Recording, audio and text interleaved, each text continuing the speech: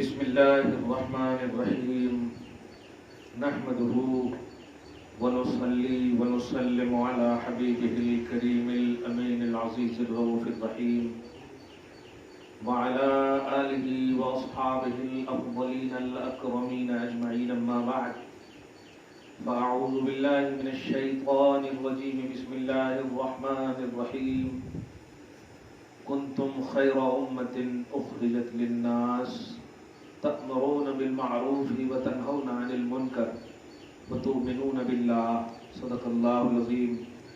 حصول برکت کے لیے دھیرے دھیرے درود شریف پڑھ لیجیے۔ اللہم صلی وسلم بارک علی سیدنا و شفیعنا و حبیبنا و مولانا محمد معدل الجود والکرم وآلہ الکرام وابنہ الکریم وآلہ واصحابہ وبارک وسلم صلی اللہ تعالی علیہ وسلم۔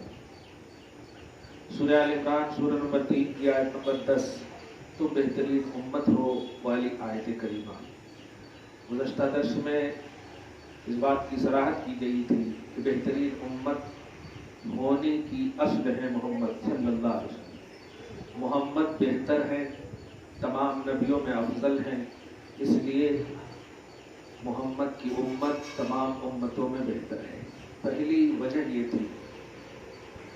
دوسری وجہ آج میں نے گزشتہ درس میں کہا تھا، بتاؤں گا۔ سب سے پہلے آپ سب کو ماہ ربیع النور مبارک ہو۔ اس کے ہر لمحے سعادت سے بھرے ہوئے ہیں، کیونکہ اس ماہ میں وہ آیا ہے جس کی وجہ سے آپ کو رب کا، قرآن کا، شریعت کا، اسلام کا، ایمان کا سب کا پتہ آپ کو ملا ہے۔ اگر یہ نہ آتے تو نہ قرآن ملتا، نہ رحمان ملتا، نہ شریعت ملتی، نہ روزہ ملتا، نہ حج ملتی، نہ حج ملتا، نہ زکوٰۃ ملتی، نہ نماز ملتی، کچھ نہیں ملتا۔ اسی لیے کہا گیا وہ جو نہ تھے تو کچھ نہ تھا، وہ جو نہ ہو تو کچھ نہ ہو، جان ہے وہ جہان کی، جان ہے تو جہان ہے۔ اللہ سبحانہ حبیب پاک صاحب الاولاد وجہ تخلیق کائنات کی آمد بہار کے سب کو طفیل میں آپ سب کی زندگی میں بہار لا دے، صبح و شام زندگی میں رونقیں، رعنائیاں، خوشحالیاں آپ سب کو، ہم سب کو نصیب فرمائے۔ ربیع الاول کا مطلب ہی ربیع معنی ہوتا ہے موسم بہار، اور آپ لوگ بولتے ہیں نا ربیع کا موسم، فصل کا موسم ہے۔ ربیع کی فصل مطلب بہار کی فصل۔ کیا مہینے کا بھی دیکھیے انتخاب کیا ہے، بہار کا مہینہ ہے۔ خیر، تم بہترین امت ہو اس لیے کہ تمہارا نبی بہتر ہے۔ اب سنو رسپانسبلٹی اللہ پاک فرما رہا جو ہمیں اور آپ کو کرنا ہے بڑی ذمہ داری کے ساتھ، چونکہ گھر کے بڑے حضرات جب اپنی آل اولاد کو جیسی تربیت دیں گے ویسی ہی وہ اولاد ہوں گے۔ خدا کرے ہماری اولاد صالح رہے، ہماری نسلیں صالح ہیں۔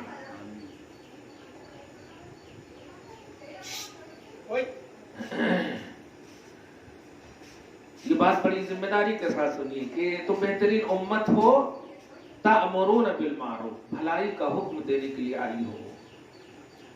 اب اس لفظ بھلائی سے مجھے تھوڑی سی، کیونکہ آئندہ درس میں تو میں سمجھتا ہوں کہ شاید ربیع الاول شریف ہی ہے کیا سنڈے؟ ربیع الاول شریف۔ ہاں، تو اب اگر پہلے درس نہیں دیا تو پھر آپ لوگ بولتے پہلے بولنا تھا نا۔ اس لیے میں اس ہفتے ہی کو جلسے اور جلوس کے حوالے سے خصوصاً 2-3 باتیں بڑی اہمیت کے ساتھ۔ سب سے پہلی بات جو میں آج عنوان بھی دوں گا، یہ جو جھنڈے ہیں لگاتے ہیں، الحمدللہ لگائیں گے، دھیان دیجیے گا ماں، یہ اور جلوس، بلکہ یوں سمجھیے میلاد النبی سے ہر ریلیٹڈ چیز، ہر ایکٹیویٹی جو آپ ہم کرتے ہیں، جھنڈے لگاتے ہیں، پھرپھرے یا کیا سب لگاتے ہیں، ان سب کا حکم جو ہے مستحب کا ہے، یعنی فرض و واجب کا نہیں ہے۔ لیکن لگا دینے کے بعد، اب سنو یہ عنوان، لگا دینے کے بعد اس کی تعظیم فرض ہے۔ کچھ سمجھے آپ نے؟ اب فرض کیجئے کہ آپ نے جھنڈا، مطلب عید میلاد النبی لکھوا کر کے جو جھنڈے ہوتے ہیں، جب تک آپ نہیں لگائے آپ پر کوئی مواخذہ نہیں ہوگا، اللہ نہیں پوچھے گا. لیکن اگر لگا دیے، میں آج جھنڈے کے اپمان کے حوالے سے، جو آج میں ان انڈیا کے ترنگے وغیرہ کے حوالے سنتا ہوں نا کہ اپمان کیا تو یہ قانون وہ قانون، سنو، ظاہر ہے جس نے نہیں لگایا حکومت بھی اسے نہیں پکڑتی، لیکن لگا دینے کے بعد ہاں اگر اس نے گرا دیا وغیرہ تو اس پر انلیگل کا فتویٰ لگے گا اور لیگلی اس پر ایکشن ہوگا، ایک دنیاوی طور پر. ایسے ہی آپ کے نبی صلی اللہ علیہ وسلم کی آمد سے ریلیٹڈ آج اعلان ہو رہا ہے، گھر میں جھنڈے لگاؤ، بے شک لگاؤ الحمدللہ، لیکن ماں خود اور اپنی اولاد کو، اپنے ذمہ داروں کو جو اس طرح سے ایکٹیویٹی میں ایکٹیو رہتے ہیں، انہیں یہ تلقین کرنا، بیٹا یہ لگانا صحیح ہے، بھائی صاحب یہ لگانا بالکل صحیح ہے، لیکن یہ مستحب، یعنی اگر نہیں لگائیں گے تو ہم سے اللہ نہیں پوچھے گا، لیکن لگا دیے تو پھر اس کی تعظیم فرض ہے. فرض اس اعتبار سے کہ اگر وہ میلاد النبی کا جھنڈا کسی کے پاؤں تلے روندا چلا گیا، بلدیہ والے آ کر کے اس کو کچرے کی طرح یوز کرے، تو پھر اس کا مواخذہ ہوگا اللہ کی بارگاہ، اس کی گرفت ہوگی. لگائے نہیں تھے، گرفت نہیں تھی، حکم نہیں تھا، مستحب کا حکم تھا، لیکن لگا دینے کے بعد اس کا ادب و احترام آپ پر فرض ہے. اس لفظ پہ غور کرنا، مسٹ بولوں تو ایسے ہی سمجھ جائے، فرض ہے یعنی سب سے بڑی رسپانسبلٹی. میں قرآن کی آیت سے بھی بتاؤں گا، اس کو چھوٹی سی بات کی، جیسے میرے سامنے قرآن ہے، اب اس قرآن پاک میں ایک جزوے دان ہوتا ہے کپڑے کا. جب تک آپ نے قرآن کے اس جزوے دان کو، یعنی کپڑے جو غلاف ہے، یوں سمجھ، اس غلاف کو آپ نے نہیں لگایا ہے، وہ کپڑے کی کوئی حیثیت نہیں، کوئی اس کی حیثیت نہیں. کیونکہ آپ جا کر کے جمعن جمراتی کسی بھی دکان سے آپ اس کو خریدتے ہیں، خریدنے سے پہلے آپ بس سوچتے ہیں مجھے قرآن پاک کے غلاف بنانا ہے وغیرہ وغیرہ، لیکن جب تک نہیں بنائے، بلکہ یوں کہیے بنا بھی لیے، لیکن جب تک پہنائے نہیں، غلاف سے اس کو ٹچنگ یا نسبت نہیں ہوئی قرآن پاک سے، تو اس پر کوئی مواخذہ نہیں ہوگا اگر اس کپڑے کو دوسری چیز بنا لیا آپ نے. لیکن اگر قرآن سے وہ کپڑا ٹچ ہو گیا تو اب اس کپڑے کو بہت ہی زیادہ اہمیت کے ساتھ اس پر دھیان دینا ہے. نہ اس پر لات لگا سکتے، نہ اس کو کہیں ایسی جگہ رکھ سکتے جہاں بے ادبی کا عنوان ہو. اب یہ بات آپ کو ایک دم آسانی سے سمجھ میں آئے گی نہیں، یہ سب کو سمجھ میں آنے والی بات ہے. کچھ لوگ جو اعتراض کرتے ہیں نا، وہ صرف اعتراض کے پہلو کو دیکھتے ہیں، لیکن جو پازیٹیو درس دینا تھا، تأمرون بالمعروف، جو بھلائی کا حکم دینا تھا وہ نہیں کرتے، غلطی کے بارے میں صرف کرتے. میں نے پہلے ہی کہا یہ جو لگا رہی ہے یہ مستحب ہے، جائز عمل ہے، روکا نہیں میں، لیکن لگا دینے کے بعد رسپانسبلٹی امپورٹنٹ اہم ہو جاتی ہے، بہت اہم ہو جاتی ہے. جب تک آپ نے نہیں لگایا تھا کوئی وہ اخذہ نہیں، کوئی آپ کی گرفت نہیں ہوتی. لگا لیے تو جتنے بھی لوگ لگانے میں، مدد کرنے میں، دیکھنے میں، گھر کے جتنے بھی لوگ شریک ہیں، اگر اس میں سے کسی نے بھی بے ادبی کی تو سب پکڑے جائیں گے اللہ کی بارگاہ میں. کیونکہ بے ادبی کو اللہ معاف نہیں کرتا، بے عملی کو اللہ معاف کر سکتا، بے ادبی کو اللہ معاف نہیں کرتا. بے عمل ہے آپ معاف کر دے گا، لیکن بے ادب ہے تو معاف نہیں کرے. اس کی ایک اور حدیث پاک سے میں نے تو پریکٹیکلی طور پر مثال دی. حدیث پاک سنی، حضور پاک صلی اللہ علیہ وسلم نے ایک امام صاحب کو دیکھا. اب آج کے حساب سے اگر جملہ بولوں تو یہ جملہ بول رہا ہوں، لیکن جب حضور نے دیکھا تو اس کا مطلب یہ ہوا کہ وہ صحابی ہوں گے. ظاہر امام صاحب ہیں، صحابی ہی ہوں گے نا، لیکن ایک آپ کو سمجھانے کے لیے، ورنہ ان کی رتبت، ان کی عظمت ہمارے سر آنکھوں پر ہے. صحابی سب سے افضل ہے امت میں. حضور پاک صلی اللہ علیہ وسلم نے ایک امام صاحب کو دیکھا کہ انہوں نے قبلہ کی طرف چہرہ کر کے تھوک پھینک دیا. بصقہ نحو القبلہ، صحیح ابو داؤد شریف کی حدیث ہے. قبلہ کی طرف کیا کہ بصقہ معنی ہوتا ہے تھوک پھینکنا. حضور پاک صلی اللہ علیہ وسلم نے صحابہ کرام، دوسرے صحابہ کرام رضوان اللہ تعالی علیہم اجمعین سے ارشاد فرمایا وہ کون ہے، ان کو بلا کر کے لاؤ. لوگوں نے کہا یہ امام صاحب ہے، نماز یصلی بالناس، یہ امام صاحب ہیں، لوگوں کی نماز پڑھاتے ہیں، لوگوں کو نماز پڑھاتے ہیں، امامت کرتے ہیں. اما آقا علیہ الصلوۃ والسلام نے ان کو بلایا، اور بلانے کے بعد کہا رکو، سارے لوگوں کو کہا آج کے بعد سے یہ تمہارے امام نہیں. امامت سے کیا کر دیا؟ برطرف کر دیا. اب آپ بتائیے کیا وجہ تھی؟ لوگوں نے تو شکایت نہیں کیا تھا کہ نماز صحیح نہیں پڑھاتے، قرات صحیح نہیں کرتے. صرف وجہ یہ تھی کہ تم قبلہ کی طرف چہرہ کر کے نماز پڑھاتے ہو اور قبلہ ہی کی طرف تھوک پھینک رہے ہو. یہ بے ادبی ہے قبلہ کی. تو جس کے اندر قبلہ کا ادب نہ ہو وہ امام بننے کی صلاحیت نہیں رکھتا. یہ آپ کو ہم کو صرف سمجھانے کے لیے اللہ کی طرف سے نبی پاک صلی اللہ علیہ وسلم نے بتایا. یہ ابو داؤد شریف کی حدیث ہے. آپ سمجھ رہے ہیں اس بات کو؟ تو جب تک ادب آپ کے پاس ہے آپ سکسیسفل ہیں، اللہ راضی ہے آپ سے، رسول راضی ہے آپ سے. بے ادبی ہو گئی تو آپ کا نماز گئے، آپ کی نماز گئی، حج گیا، زکات سب کچھ گیا. اب میں ایک تیسری آیت کریمہ سے جو تأمرون بالمعروف، میں نے کہا تھا کہ تم بھلائی کے حکم دینے کے لیے آئے ہو، اس حوالے سے آپ سوچیں. تیسری بات جو میں آپ کو بتانے جا رہا ہوں، قرآن پاک میں اللہ پاک فرماتا ہے، ادب کے حوالے سے دھیان دینا. اے حبیب، ہم نے آپ کو گواہ بنا کر بھیجا اور مومنوں کو جنت کی خوشخبری دینے والا بنا کر بھیجا، اور کافروں کو، گناہگاروں کو عذاب سے ڈرانے والا بنا کر بھیجا. اب اس کے بعد اس بھیجنے کی وجہ کیا ہے؟ تاکہ اے لوگو تم اللہ اس کے رسول پر ایمان لاؤ، پہلی وجہ. اور دوسری وجہ ہے اس رسول کی خوب تعظیم کرو. اس رسول کی سورہ فتح کی آیت نمبر 9 میں پیش کر رہا ہوں. اس رسول کی خوب تعظیم کرو.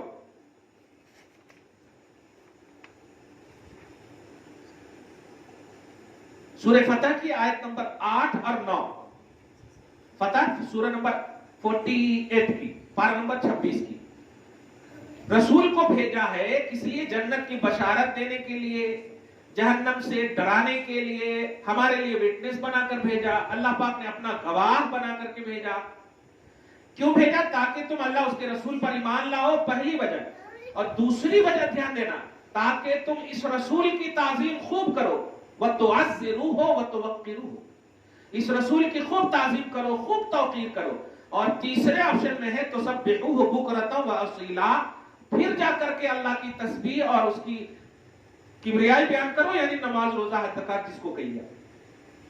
اب ذرا اس ترتیب کو میں آپ کے حساب سے سمجھاؤں. یہ اپارٹمنٹ میں ہے آپ الحمدللہ، اس کو آپ فرض کیجئے کہ یہ 3 منزلہ ہے. فار ایگزامپل کہتا ہوں، ہے جتنے بھی ہم کو 3 منزل ہے یہ. آپ ذرا غور کیجئے کہ فرسٹ منزل، سیکنڈ منزل اور تھرڈ، تیسری 3 منزل ہے. تیسری منزل جو ہے سب سے اوپر ہے. بیچ والی جو دوسری منزل ہے، آپ بتاؤ دوسری منزل کو آپ نکال دیں تو تیسری منزل کی بنیاد قائم رہے گی؟ بولو ماں.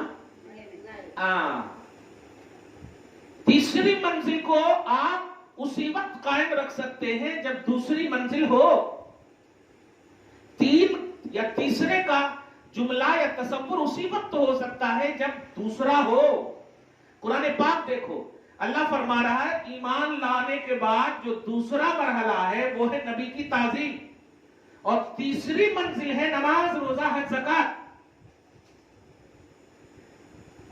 دوسری کے بعد تیسری منزل پر ہے نماز، روزہ، حج، زکات، اللہ کی تسبیح. اب عام زبان میں آپ کو سمجھا دو کہ آپ کی تسبیح، نماز، روزہ، حج، زکات، اعمال صالحہ اسی وقت باقی رہ سکتی ہے جب دوسری منزل نبی کی تعظیم باقی رہے. کلیئر ہے کہ نہیں؟ یہ قرآن پاک کہہ رہا ہے، کیونکہ تیسری منزل باقی ہی نہیں رہ سکتی دوسری منزل کے بغیر، اور دوسری منزل میں اللہ پاک نے تعظیم کو رکھا ہے. یہ آپ کے حساب سے سمجھا رہا ہوں میں منزل. تو تعظیم کے بغیر، ادب کے بغیر، یہی بات آ رہی تھی، نہ نماز قبول ہے، نہ روزہ قبول ہے، نہ حج قبول، یعنی کوئی عمل قابل قبول نہیں. یہ ہمیں شریعت بتا رہی ہے، قرآن بتا رہا ہے. تو اسی ادب و احترام کے حوالے سے پوری امت کو یہ میسج دو جہاں تک پہنچ سکے کہ جھنڈے لگاؤ، جلسے کرو، جلوس کرو، جو بھی آپ کرو، کرنے سے پہلے یہ دھیان رکھنا کہ آپ پر کرنا فرض و واجب نہیں، لیکن اگر کر رہے ہیں تو ادب فرض ہے.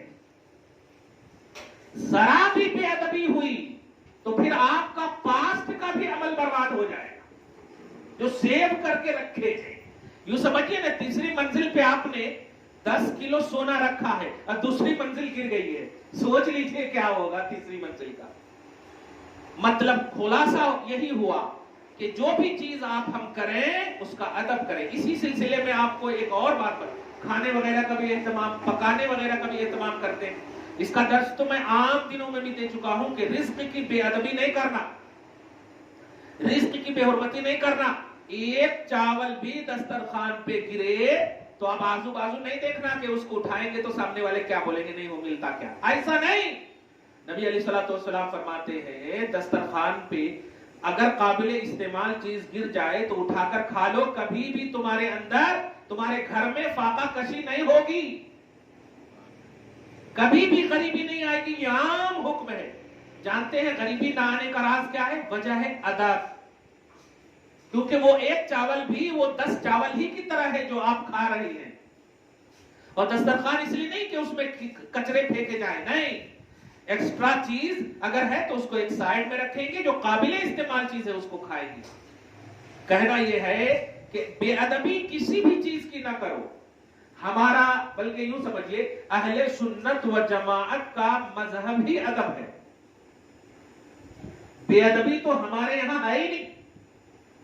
ہم گھر سے آغاز کرتے ہیں ماں باپ کا ادب کرتے ہوئے، اس کے بعد ماں باپ کے ماں باپ کا ادب کرتے ہوئے جتنے اوپر سے اوپر چلے جاتے ہیں. اسی لیے تو ہمیں تھپڑ بھی لگتی ہے تو اسے ہی جملہ کہتے ہوئے کہ باپ ہے نہیں دکھتا کیا، دادا ہے نہیں دکھتا کیا. یہ نہیں بولتے کہ انہوں بھی انسان ہے تم بھی انسان ہو. آج لوگ یہ تو سمجھا رہے ہیں نبی بھی انسان ہے، ہم بھی انسان ہیں، تم بھی انسان. لیکن انہیں سمجھائیے انسان ہونا اور ہے، اعلیٰ انسان ہونا اور ہے. دادا بھی انسان ہے، دادی بھی انسان ہے، نانا بھی انسان ہے، نانی بھی انسان ہے، باپ بھی انسان ہے، ماں بھی انسان ہے. لیکن کیا اولاد کامن سمجھتی ہے، ہر ایک کو ایکول سمجھتی ہے؟ اگر ایکول ہے تو کبھی دادا سے اپنی تعظیم کرا کر بتاؤ. کرو گے تو پوری دنیا ملامت کرے گی. اس لیے یاد رکھیے کہ ادب و احترام ہی ہماری پاٹھشالہ ہے، ادب و احترام ہی ہماری شریعت کی روح ہے. تو میلاد النبی کے حوالے سے خاص طور سے اس نبی صلی اللہ علیہ وسلم کے حوالے سے جو بھی ایکٹیویٹی آپ کریں اس سے پہلے آپ سوچ لیں کہ ادب و احترام ملحوظ ہوگا، رکھ پائیں گے یا نہیں. اگر آپ رکھ پاتی ہیں تو سمجھیے کہ آپ سکسیسفل ہیں، کامیاب ہیں. نہیں رکھ پاتی ہیں تو آپ توجہ کیجئے نبی کی یا رسول اللہ، بس ہماری حیثیت اور اسٹیٹس کے مطابق اپنی آمد بہار کا صدقہ رب سے دلوائیے. اتنا کہیں ملے گا آپ کو، لیکن بے ادبی نہیں کرنا. جملہ صحابہ کرام سے آپ دیکھیں، ان کی زندگیوں میں دیکھیں، ادب کا وہ ماحول ہے کہ حضرت عبداللہ ابن زبیر ہے، زبیر بھی ان کو کہا گیا، ایک صحابی ہے. بڑی اہم اور اوتھنٹک بات آپ کو کہہ رہا ہوں، اور اتنی اوتھنٹک ہے کہ ادب کے حوالے سے آپ جو ہے جھنڈے وغیرہ تو یہ بہرحال اچھی چیز لگتی ہے دیکھنے میں، ایک تھنکنگ کے اعتبار سے بول رہا ہوں میں، مگر حضور پاک صلی اللہ علیہ وسلم ہے. آپ ذرا دیکھیں پچھنا لگانا، اس کو آج کے حساب سے حجامہ کرتے ہیں، ہاں، لیکن ہم لوگ جو لگاتے وہ ایکسٹرا خون کے لیے لگاتے، فاسد خون ہو، درد ہو جوڑوں میں وغیرہ، وہ نکالنے کے واسطے لگاتے. لیکن حضور جو لگائے وہ امت کو سنت دینے کے واسطے لگائے. یہ بات دیکھنا، میں ادب کے جو جملے بول رہا ہوں دھیان رکھنا. ایسے ہی حضور پاک صلی اللہ علیہ وسلم نے پچھنا لگایا، حجامہ کیا، فصد عربی میں فا صاد دال، یہ لگایا. لگوانے کے بعد جو ایکسٹرا خون نکلا ان کو ایک جگہ رکھ کر کے ایک صحابی کو بلایا. وہ صحابی حضرت عبداللہ بن زبیر ہی ہے غالباً. बुलाने के बाद कहा ये खून है, ध्यान देना।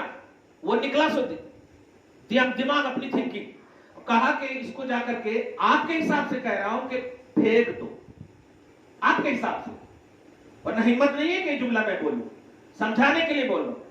तो सहाबी रसूल रज़ी अल्लाह ताला अन्हु लेकर के वो चले गए, और जाने के बाद आप सल्लल्लाहु अलैहि वसल्लम से पर्दा हुआ उनका, यानी छुपे, बाहर जाकर के देखा चारों बगल, उसके बाद सारा खून पी लिया। आप समझ रहे हैं इस बात को?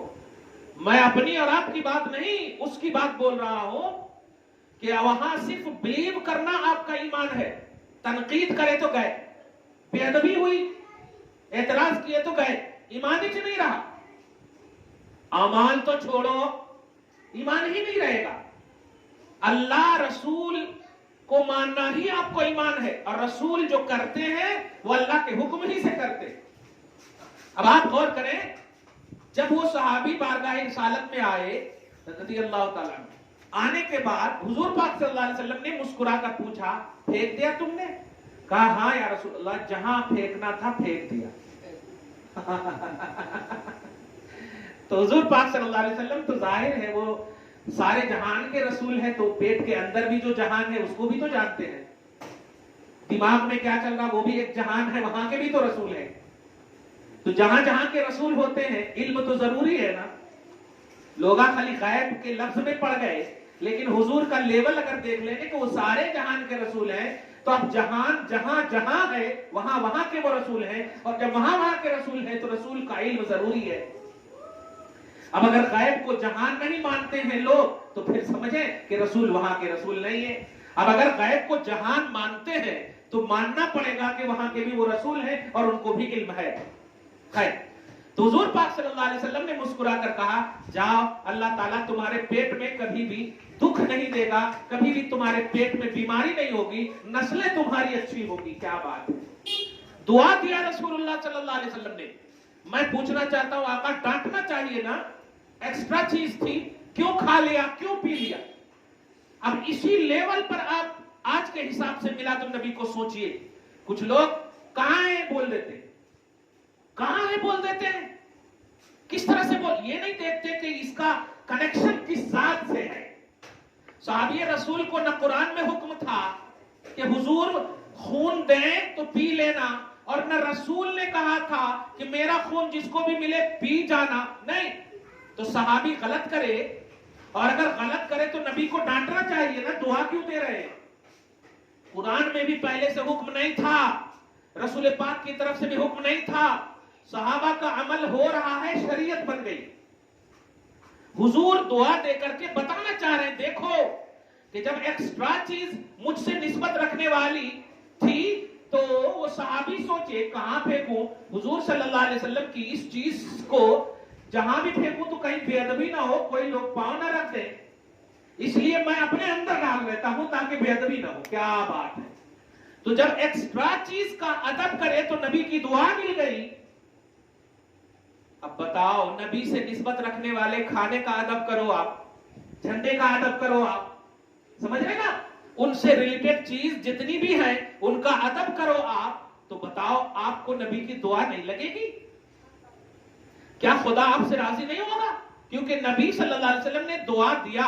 कुरान पाक कहता है कि नबी अपने मुंह से कुछ नहीं बोलते, ख्वाहिश से कुछ नहीं बोलते, जो भी बोलते हैं वो अल्लाह की वही होती है। तो जब उस वक्त दुआ दे रहे हैं, बोल रहे हैं, इसका मतलब खुदा भी राजी है। तो जब कल खुदा नबी के जाहिरी तौर पर एक्स्ट्रा चीज के अदब की बुनियाद पर राजी रहा, रसूल राजी रहे, झंडा तो एक्स्ट्रा चीज नहीं है, वो तो खरीद कर लाए हो आप। इसलिए जुलूस हो या जलसे हो या जितनी भी निस्बत रखने वाली चीज नबी से हो, उनका अदब करना अल्लाह की बारगाह से मकबूलियत की दलील है और रसूलुल्लाह सल्लल्लाहु अलैहि वसल्लम की दुआ मिलने की दलील है। समझ गए आप? लोग आपको सिर्फ नेगेटिव वीडियो तो भेज रहे हैं, कहां है, कहां है ये, कहां है वो, मगर उनको खुद नहीं, वो लिमिटेड नॉलेज रखते हैं, गूगल सर्च करके जो मालूम हुआ या फिर जो अपने मुफ्तियां बताए वो अच्छे हैं। लेकिन मुताला करो, जो मैंने अभी देखी जितनी भी आयतें पढ़ी हैं, कुरान की आयतें, حدیث رسول جو ریفرنس ٹو کانٹیکٹ سب میں نے بتایا آپ کو. یہ ساری چیزیں ہیں.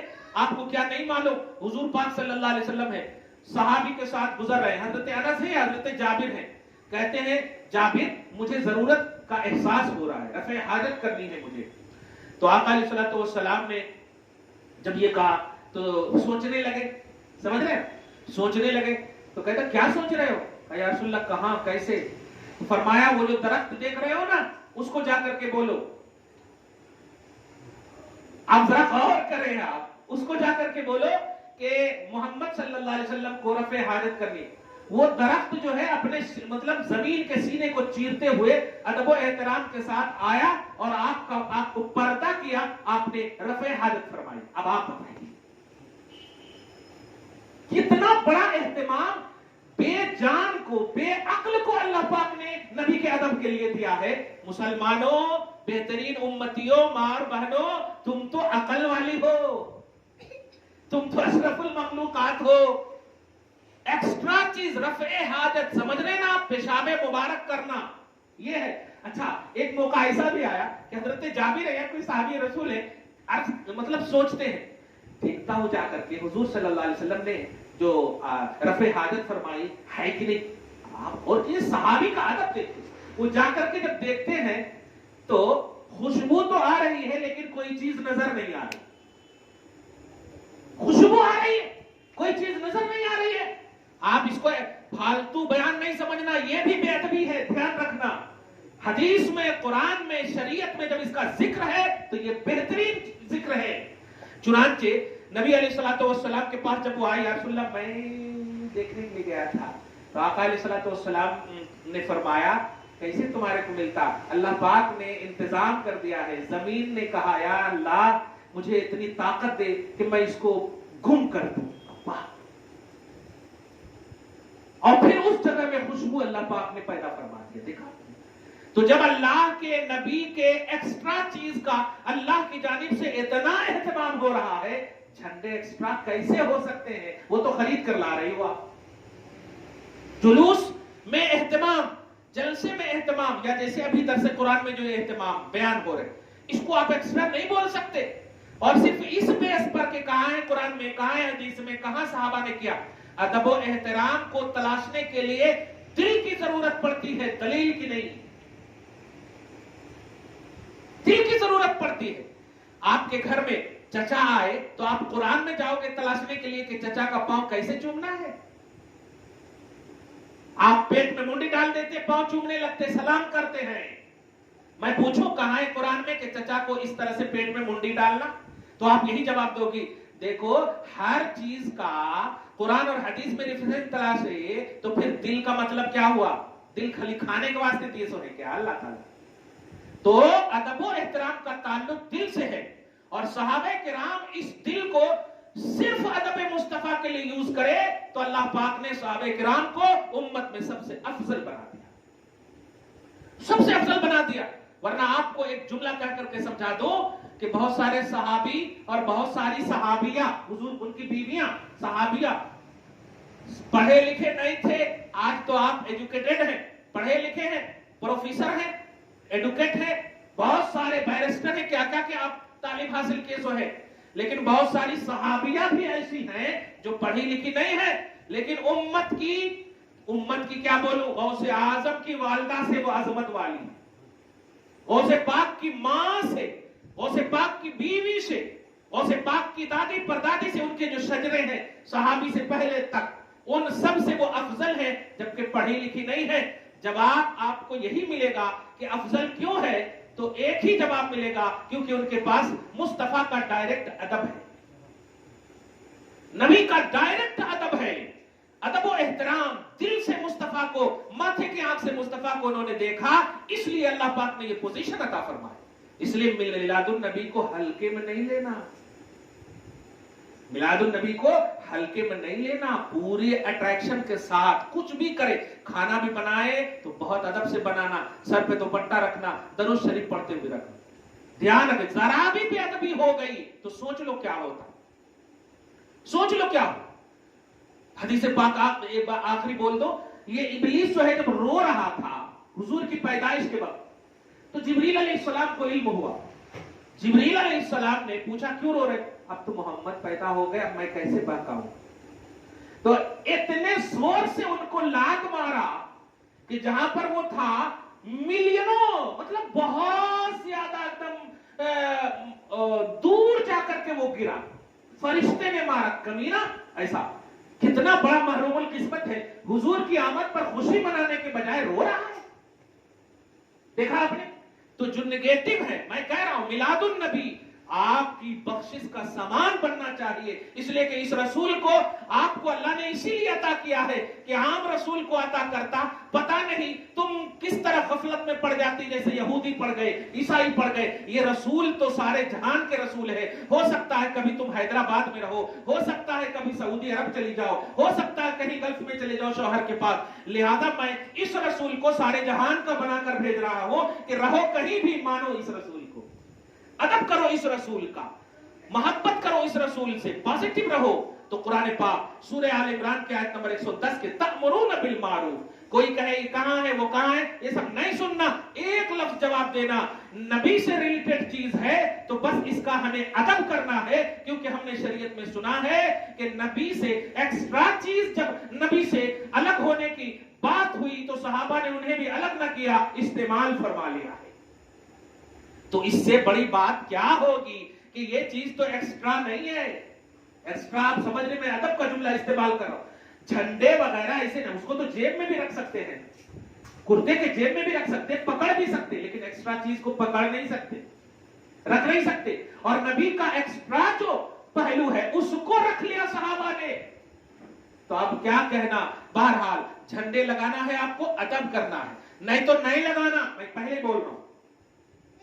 इसी तरह मिलाद के जलसे हो या जुलूस हो, करना है तो अदब से करना, नहीं तो नहीं करना, क्योंकि बेअदबी हुई तो किया सो भी चला जाता, और अगर अदब कायम रहा तो इंशाअल्लाह सब जितने डिलीट भी थे आ जाता, अल्हम्दुलिल्लाह। इसलिए खुलासा यही है, पॉजिटिव रह करके मिलादुन नबी आपको करना है। इसी तरह रोजे का भी उन्वान है, हो सकता है आप रहेंगे, अल्हम्दुलिल्लाह रहिए। इस रोजे को खास मुनासबत नबी की मिलाद से हासिल है। नबी अलैहिस्सलाम से पूछा गया, आका आप पीर के रोज हमेशा रोजा रहते हैं, राज क्या है? तो हुजूर अलैहिस्सलाम ने फरमाया, चूंकि इस दिन मेरी मिलाद हुई है। क्या बात है, यौमुन वुलिदतु फीह, यौम वुलिदतु फीह, ऐसा दिन है जिसमें मैं पैदा हुआ। इसका मतलब क्या हुआ? मिलादुन नबी, नबी की मिलाद और विलादत के दिन की मुनासबत से रोजा रखा गया। और नबी के अमाल के बारे में आप क्या सोचना, नबी का अमल नबी पर रश्क करता है। हमें तो अमल करे तो हम रश्क करते हैं कि हाजी बन गए, लेकिन हुजूर जब अमल करते हैं तो अमल रश्क करता है कि नबी ने किया है मुझे। क्या बात है, समझ रहे हैं आप? तो मिलादुन नबी का रोजा आपको रखना है, रखिए। चूंकि लोग ये भी बोलते हैं हाँ रोजा रखो ना, रोजा रखो ना, ये सब टाइप कर रहे हैं एक्स्ट्रा चीजें। नबी ने किया ना, रोजा रखो ना। उन्हें ये नहीं मालूम कि नबी ने रोजा कब रखा। नबी से पूछा गया ऐलान रिसालत के बाद, लेकिन मिलाद तो अल्लाह पाक जो है अज़ल से मना भी रहा है फरिश्तों के जरिए से। इसलिए रोजा रखो ये इसलिए नहीं है कि मिलाद मनाना है, बल्कि मिलाद की दलील देने के लिए नबी ने खुद मिलाद की दलील, क्योंकि नबी को उम्मत को संवारना था। नबी के पास इतना कहां टाइम के वो जलसा करें, समझ रहे ना? नबी को तो उम्मत को बढ़ाना था, ईमान अता करना था। ये तो तुम्हारी किस्मत है कि तुमको ईमान मिल गया, रहमान मिल गया, कुरान मिल गया, सब मिल गए, बन्नी बनाई सी सारी चीजें मिल गई। अब तुम्हें क्या करना, जिस नबी ने तुम्हें ईमान दिया है उनको मानो, उनको अदब करो, उनकी ताजीम करो, उनका जश्न मनाओ, उनकी खुशी मनाओ। मुझे उम्मीद है कि आज का क्लिप, आज की ये बात आपके दिमाग को मिलादुन नबी के हवाले से जो निगेटिविटी थी मुकम्मल तौर पर फॉर्मेट हो गया होगा। दुआ है अल्लाह ताला आपको शाद रखे, आबाद रखे, सुबह शामी जिंदगी में रौनकें, बहार राना या खुसूसन आमादे बहार मुस्तफा सल्लल्लाहु अलैहि वसल्लम के सब्क़ तुफ़ैल में बहार जिंदगी नसीब फरमाए। वस्सलामु अला मन इत्तबअल हुदा।